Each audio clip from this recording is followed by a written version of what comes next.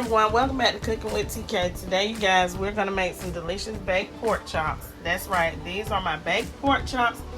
They're very tender. I'm going to give you this baked pork chop recipe, and I want you guys to see how easy it is to make some delicious tender baked pork chops, not dried out like some people have, okay? And you can still see that flavor and that seasoning on these pork chops. So let's go ahead and let's get into this video. Please don't forget to like, comment, share, and subscribe. Share this video out with each and everyone that you know. Here I have some wafer thin pork chops, and what I'm going to do is I'm going to season my wafer thin pork chops. So now I have these thin pork chops all seasoned up. The seasoning that I use will be listed in the description box below, but I will show you the seasoning that I used. I used some Perfect Steak seasoning by McCormick. I used some garlic pepper seasoning, and I used some regular black pepper, and I used some paprika just for color. So these are the seasonings that I used, okay? So I am going to cover these pork chops. I'm gonna sit them in the fridge until it's about an hour before I get ready to cook them, because I don't want them to be cold. Okay, so let me get these in the fridge until it's time to cook. Okay, so now I am going to lightly dust with flour my pork chops. Just take a pinch of flour with your fingers and lightly dust your pork chops like you see me doing here. No heavy coating of flour, just lightly dust your pork chops. And this is after taking them out the fridge. Okay, here I heated up a small amount of oil in a skillet. And what I'm going to do now is I'm just going to add these pork chops that I dusted. Yes, that oil has some seasoning to it. It's the same oil that the pork chops are dusted in, okay? So what we're going to do is we're going to brown these chops on each side, okay? About 4 minutes per side, because these are thin bone-in chops. If they were bigger, thicker chops, I would cook them for about 5 to 6 minutes per side, but this is going to be about 3 or 4 minutes. I'm going to brown them, put a little coat to them. Now my skillet is small, this one's small. I ain't got my big one pulled out. Okay, so y'all can see it. Okay, see how that season? Yeah. Okay, so do this for about 4 minutes on thin pork chops. Thicker pork chops with the bone in it, you're gonna do this for about 5 to 6 minutes per side. Okay, so I have flipped these chops over. Okay, so this is what you want it to look like. Thin chops for 4 minutes per side, because this one does have bone in it, but they wafer thin. Thicker chops you want 5 to 6 minutes with the bone in them per side, okay? So I'm gonna go ahead and finish cooking up these chops, and when you're done, you're gonna place them in a 9 by 13 deep pan, okay? Okay, I want you guys to see the chops, okay? See them? See that pretty color on them? That paprika helps give that pretty color. And remember, these are just lightly dusted. These ain't no crunchy fried chops, okay? This one has a thick piece of fat on it. Let's try to cook that fat just a little bit more. And I got 2 more pieces to go, and I should be finished. Okay, so now into my skillet, after I emptied out that extra oil that was in there and cleaned out some of those remnants, I'm gonna throw me some veggies in here.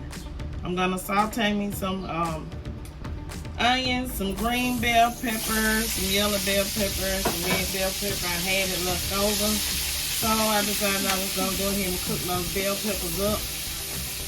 So I'm just gonna go ahead and saute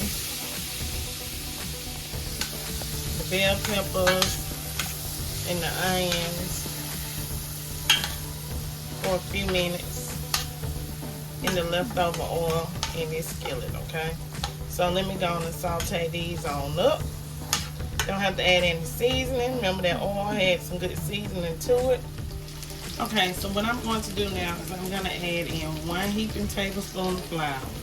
A healthy tablespoon of flour, okay? And I'm going to stir this flour in, okay?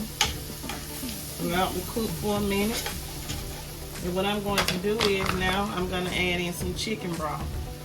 And while I'm stirring in this chicken broth, I am going to continue to stir, okay? And then a little bit at a time. Oh, I'm sorry, y'all. I'm wasting. And this is 2½ cups. And it's going to make a sauce for our chops. Okay, so now all I need is a teaspoon of Gravy Master or Kitchen Bouquet. Okay? Just a teaspoon, not a lot. See that? A teaspoon. That's not the whole spoon. Okay, you're going to stir this in.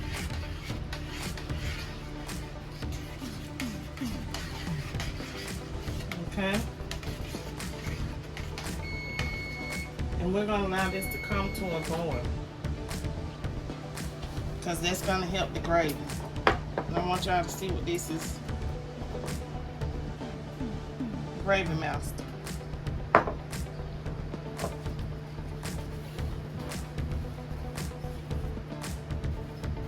Because we're going to bake these pork chops in the oven. And the only thing I'm about to do to this, these pork chops,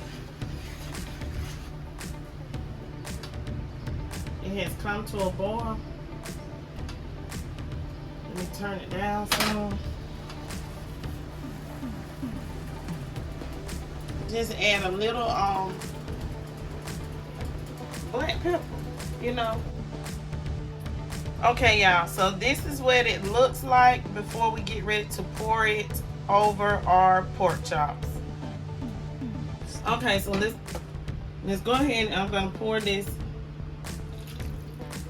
over our chops, and we're gonna bake this for 45 minutes in the oven at 350 degrees. Okay,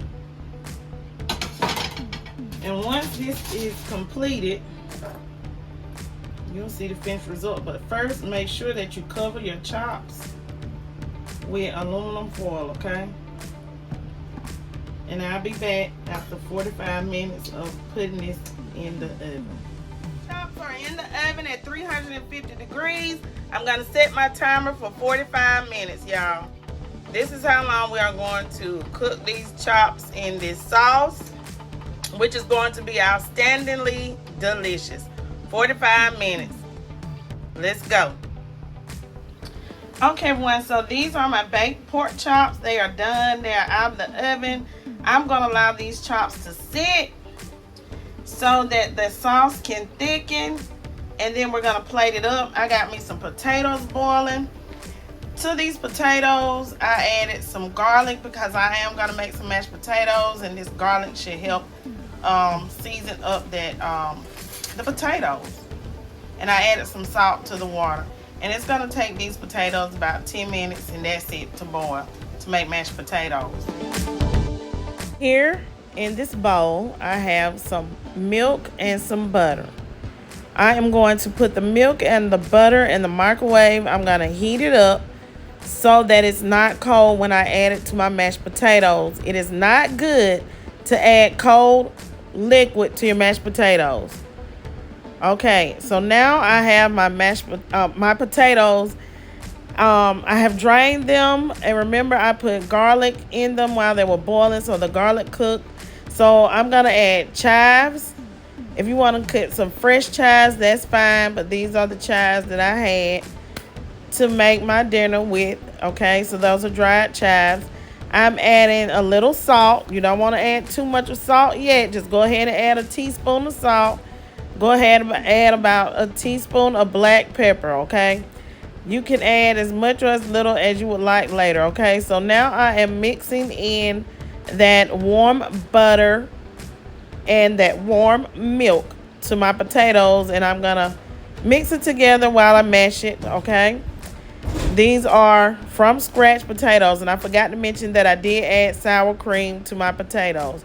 Voila, here we have some delicious tasting garlic butter flavored mashed potatoes. Sour cream chive mashed potatoes, however you want to call it. These are delicious. Okay, you guys, I hope you guys have enjoyed this video with Cooking with TK on how to make some delicious baked pork chops, how to flavor your mashed potatoes, okay? The broccoli and the cheese I didn't show you, but I could have. I'll show you next time. And here's the finished product of my dinner. It really was tasty. I really enjoyed it. You guys, please, please, please try this baked pork chop recipe and the mashed potatoes. Have a great day.